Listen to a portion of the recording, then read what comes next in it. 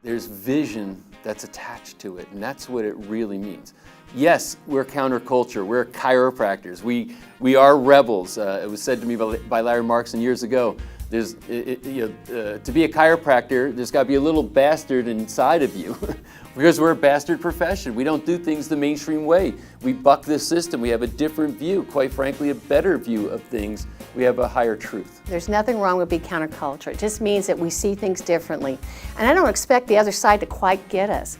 But what if we just countercultured enough? There are people on the fringe who are looking for a place to raise healthy families, that knows that the system is broken, but they don't know that maybe chiropractic is the movement amongst the other lifestyle things that we support, that we're the place to go to.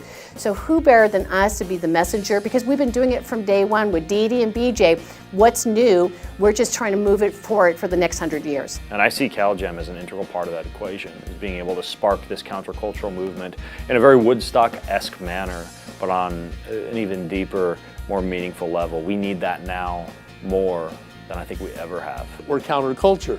We fly in the face of the status quo. And so when I say pick a fight, I don't mean go out and fight somebody else on their battleground. I mean stand up for your own particular values and belief systems. And in that, you become a member of the counterculture. Being a kid of the 60s, right? A child of the 60s, I remember Woodstock. In fact, 3 weeks after Woodstock, they had a similar version of that in Illinois. And we went out and lived in the mud for 3 days and listened to the bands and, saw the Grateful Dead and all those kinds of things.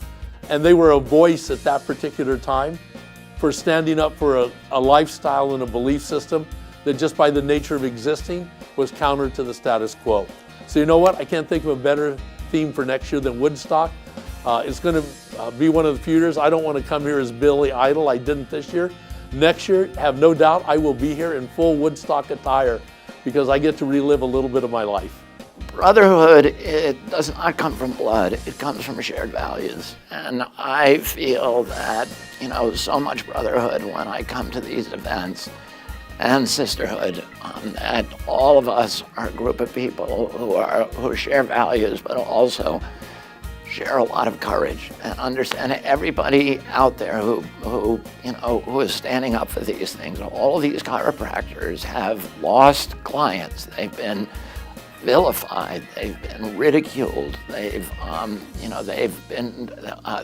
felt the sting of contempt, of the anger and the lash of the pharmaceutical industry and all of its toadies and cronies, and yet they're standing tall. And I mean literally standing tall. They all have really good posture. And it's just really fun being around people. We all feel beleaguered in our day-to-day lives.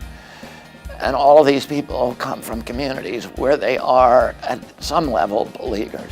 And to have them all come together in one place and share their stories, and share their courage and their demonstrations of nobility, of love for our country, of affection and affinity for our democratic values, and above all for our children and good health is really, for me, it's a privilege. It's a privilege to be part of this event.